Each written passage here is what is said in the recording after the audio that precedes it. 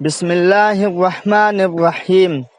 حضور پاک صلی اللہ علیہ وسلم نے فرمایا، بد نصیب ہے وہ شخص جو والدین کی خدمت کر کے ان کی دعا نہیں لیتا اور لوگوں سے کہتا پھرتا ہے میرے لیے دعا کرنا۔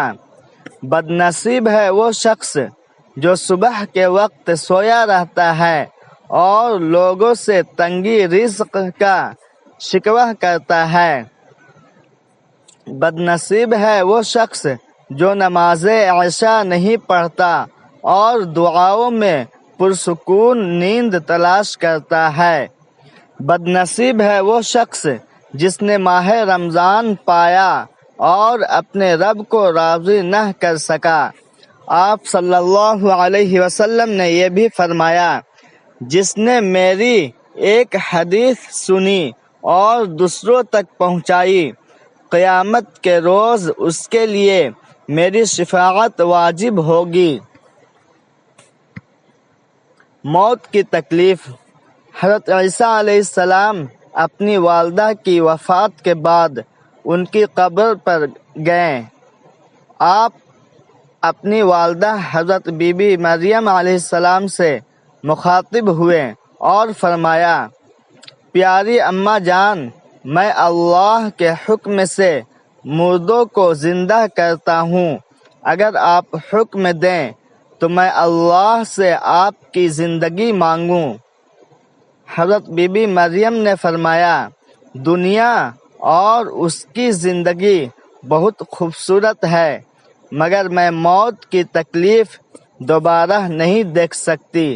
اللہ اکبر۔ یہ ایک نبی کی ماں کا کہنا ہے، اور ہم جیسے گناہگاروں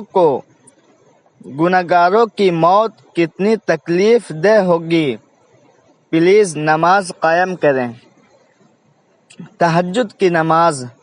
تہجد کی نماز تک پہنچ جاؤ تو سمجھ لینا کہ اللہ جل جلالہ نے اپنے قریب کر لیا ہے، کیونکہ یہ وہ نماز ہے جو مؤذن کی آواز پر نہیں، دل کی آواز پر پڑھی جاتی ہے۔ جو انسان فجر کی نماز نہیں پڑھتا اور کہتا ہے کہ میں اللہ سے ڈرتا ہوں، وہ انسان جھوٹا ہے، کیونکہ رب العالمین سے ڈرنے والا کبھی فجر نہیں چھوڑتا۔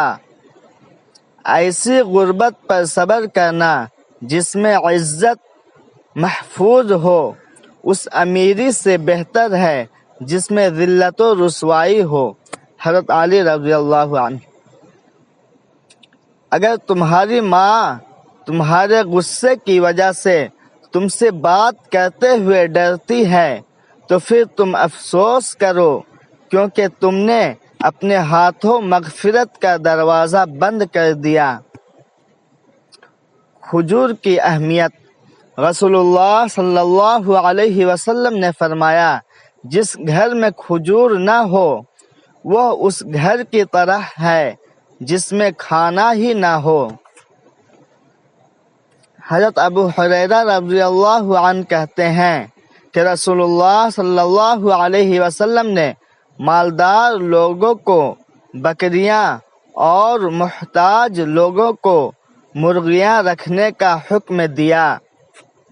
رسول اللہ صلی اللہ علیہ وسلم نے ارشاد فرمایا، بکریاں رکھا کرو کیونکہ ان میں برکت ہوتی ہے۔